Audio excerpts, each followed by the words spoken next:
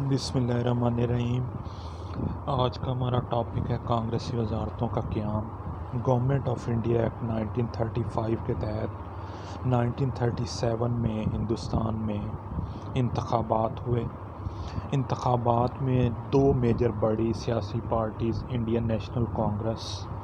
اور آل India Muslim league, انہوں نے اپنی انتخابی کیمپین کا آغاز کیا۔ مسلم لیگ کو لیڈ کر رہے تھے قائد اعظم محمد علی جناح، جبکہ انڈین نیشنل کانگریس میں اہم قیادت جو ہے نہرو، گاندھی جی اور دوسرے تھے۔ دونوں سیاسی پارٹیز نے اپنا منشور دیا اور دونوں کے منشور میں بے شمار پوائنٹس جو ہم دیکھتے ہیں وہ کامن تھے، لیکن جداگانہ انتخاب کا جو معاملہ تھا اس میں دونوں کا پوائنٹ آف ویو ڈیفرنٹ تھا۔ ان انتخابات کے مطابق کل ووٹر کی تعداد 35 ملین تھی اور اس میں سے آلموسٹ 15 ملین نے اپنا جو رائٹ ہے آف ووٹ اس کو کاسٹ کیا۔ کانگریس نے 1771 سیٹس میں سے 706 سیٹس کانگریس نے جیتی، اور اسی طرح آل انڈیا مسلم لیگ کے جو نتائج ہیں وہ 492 میں سے 108 سیٹس اور آل انڈیا مسلم لیگ حاصل کر سکی۔ انتخابات کے دوران دونوں سیاسی پارٹیز نے کوشش کی کہ بھرپور کیمپین جاری رکھی جائے، اور اس حوالے سے قائد اعظم محمد علی جناح نے انتخابی اتحاد کی ضرورت پر بھی زور دیا، اور اس حوالے سے مسلم لیگ نے مجلس احرار، جمعیت علماء اسلام اور دوسرے گروپ سے رابطے بھی کیے اور ایک پارلیمانی بورڈ بھی تشکیل دیا تاکہ الیکشن کے نتائج بہتر آ سکیں۔ لیکن بدقسمتی سے 1937 کے جو الیکشن کے نتائج تھے وہ آل انڈیا مسلم لیگ کے حوالے سے اچھے نہیں تھے۔ جو ہندو اکثریت والے صوبے تھے وہاں پہ کانگریس نے اچھی سیٹس حاصل کی، اور خاص طور پہ سی پی، بہار، اڑیسہ، مدراس، بمبے، ان میں کانگریس کو واضح اکثریت ملی، اور اس کے علاوہ صوبہ سرحد اور میں انہوں نے کولیشن گورنمنٹ بنا لی، اور ایون پنجاب میں یونینسٹ پارٹیز کے ساتھ سکھوں اور ہندوؤں نے مل کے ایک اپنا سیٹ اپ بنا لیا۔ اب اس سیٹ اپ بنانے کے بعد جب ہم دیکھتے ہیں کہ ہندوستان کے 9 صوبوں میں سے تقریباً 7 سے 8 میں انڈین نیشنل کانگریس کی حکومت بن چکی ہے، تو اس کے بعد کانگریسی وزارتوں نے یہ ڈیمانڈ کی کہ جو اسپیشل رائٹس دیے گئے ہیں گورنرز کو فار منارٹیز، اس میں ان کی پاورز جو ہیں اس کو منیمائز کیا جائے، اور اس حوالے سے شروع میں کانگریسی وزارتوں نے جو حلف لینا تھا اس میں بھی ہم دیکھتے ہیں کہ کچھ ٹائم لگا۔ کانگریسی وزارتوں کے حلف لینے کے بعد ہم دیکھتے ہیں کہ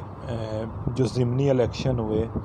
اس میں ایک ضمنی الیکشن میں اسپیچ کرتے ہوئے مدراس میں نہرو صاحب نے یہ کہا کہ ہندوستان میں 2 بڑی طاقتیں ہیں، انگریز اور ہندو۔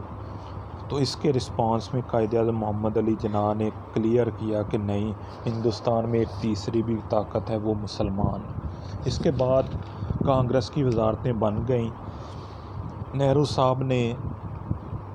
مسلم عوام رابطہ مہم سٹارٹ کی۔ اس کا مقصد یہ تھا کہ ہندوستان میں ایک واحد تہذیب،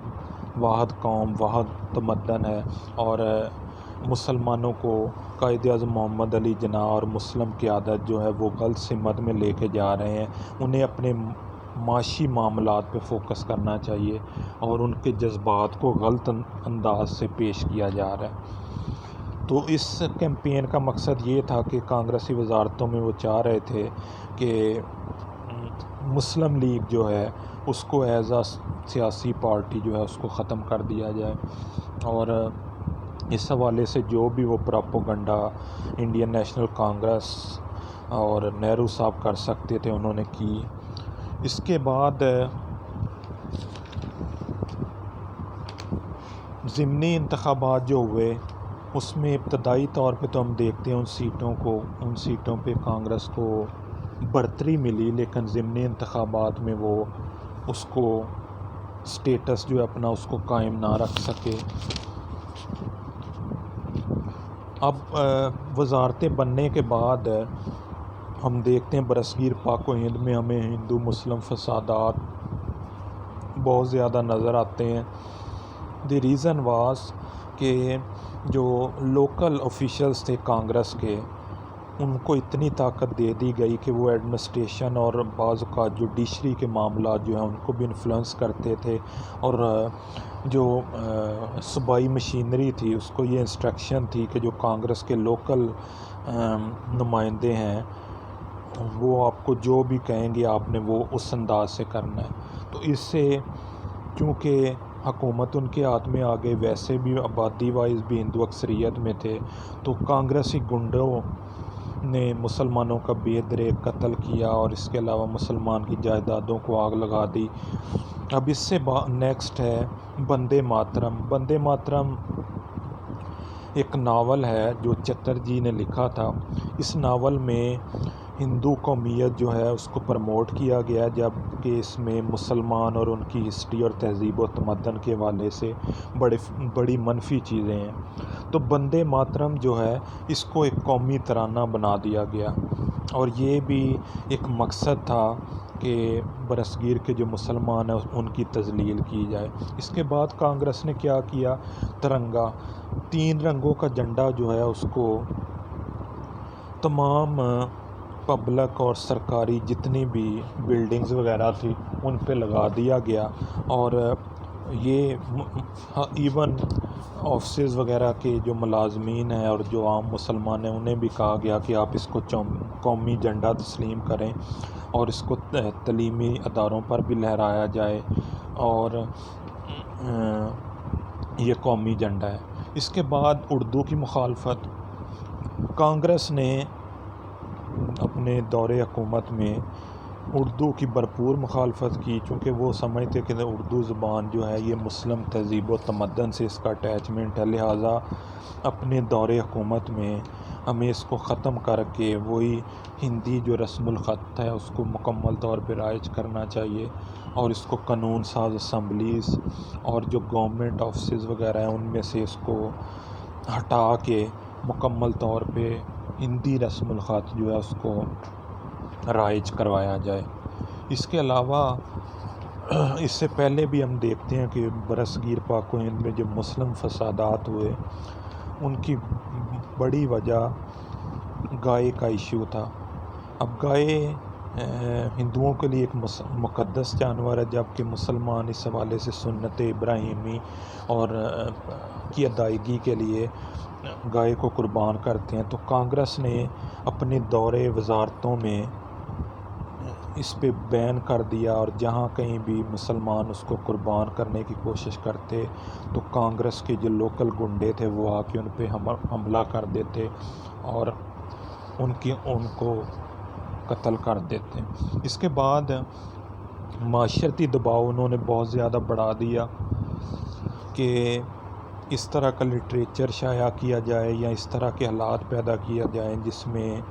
وہ معاشرتی طور پہ ہندو جو پہلے ہی اکثریت میں ہیں وہ مسلمانوں کو انفلوئنس کریں اور انہیں اپنے مذہب سے دوری کی طرف راغب کریں، اور ہندو قومیت اور ہندو لٹریچر جو ہے اس کی پروموشن کی جائے۔ اس حوالے سے جتنے بھی سرکاری ملازمتوں کے حوالے سے مسلمانوں کے لیے دروازے بند کر دیے گئے، صنعت، تجارت، دیگر اہم جو شعبے ہیں ان میں ان کو محروم کر دیا گیا۔ فرقہ وارانہ تنظیمیں جو ہیں ان کو مزید کانگریس نے فعال کیا اور ان کو مزید پروموٹ کیا۔ شودی اور سنگٹن، آریہ سماج اور یہ جتنی تھی ان کو نئے سرے سے منظم کیا گیا۔ مقصد یہ تھا کہ جو ہندو مت ہے، جو ہندو سامراج ہے، جو ہندو راج ہے اس کو مکمل طور پہ اسٹیبلش کر دیا جائے، اور جو مسلمانوں کی تہذیب و تمدن ہسٹری ہے اس کو ختم کر دیا جائے، اور جو بھی سیاسی پارٹیز یا مذہبی ان کو سپورٹ کر رہی ہیں ان کو دیوار کے ساتھ لگا دیا جائے۔ ان سارے حالات کے بعد مسلمانوں نے بھی اپنا رد عمل دیا، تو مسلمانوں نے رد عمل کے حوالے سے ہم ایک پیر پور رپورٹ دیکھتے ہیں جس میں کانگریس میں میجورٹی جن صوبوں میں کانگریس کی حکومت تھی وہاں سے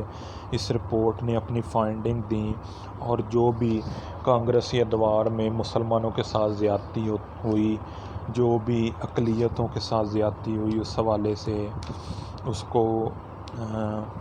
ہائی لائٹ کیا گیا۔ اور اسی ٹائم پیریڈ میں ہم دیکھتے ہیں کہ انگریز آفیشلز جو ہیں انہوں نے بھی اپنی کچھ اوپینینز دی کہ کس طرح کانگریس کی لوکل اور پروونشل قیادت سارے ایڈمنسٹریشن، ایگزیکٹو اور جوڈیشری کے معاملات کو انفلوئنس کر رہے ہیں اور ڈیسیجن جو ہیں ان کو چینج کروا رہے ہیں۔ تو اس حوالے سے مسلمانوں نے اور مسلمانوں کی قیادت خاص طور پہ قائد اعظم محمد علی جناح وہ گاہے بگاہے ان چیزوں کو ہائی لائٹ کرتے رہے اور اپنا پوائنٹ آف ویو دیتے رہے۔ سپٹمبر 1937 میں ہم دیکھتے ہیں کہ انٹرنیشنل سینیریو پہ دوسری ورلڈ وار اس کا آغاز ہو چکا تھا۔ اس کے آغاز کے بعد انڈین نیشنل کانگریس جو ہے انہوں نے یہ ڈیمانڈ کی کہ آپ ایک تو واسرائے کی جو انتظامی کونسل ہے اس کو ایکسپینڈ کریں، اور اس کے ساتھ ساتھ جو کانگریس کے حکومت کے اختیارات ہیں اس کو مزید بڑھایا جائے۔ ایسی صورتحال میں چونکہ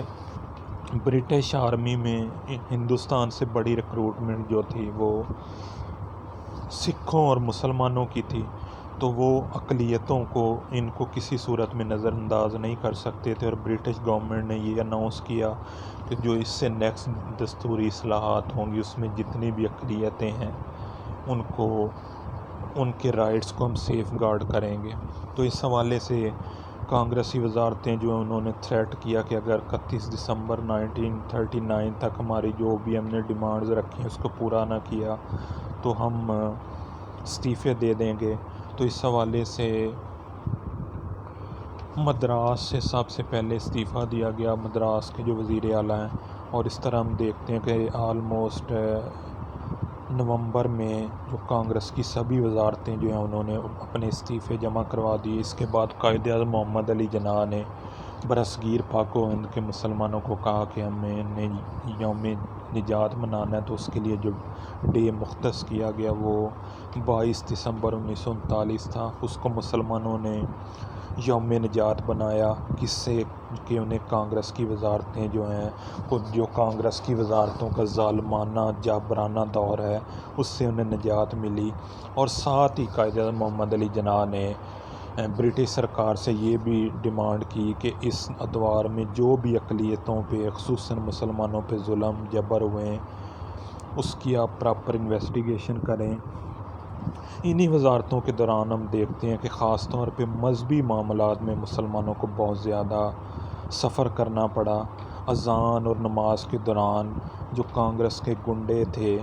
وہ مساجد کے باہر ڈرمز وغیرہ بجاتے، اور مسلمانوں کو مذہبی معاملات میں بالکل آزادی نہیں تھی، ان کی مساجد پہ حملے کیے جاتے، انہیں مجبوراً مذہب چینج کرنے کی طرف راغب کیا جاتا۔ تو یہ وہ چند حقائق تھے جو کانگریس کی وزارت کے دوران برصغیر پاک و ہند کے مسلمانوں کو فیس کرنے پڑے۔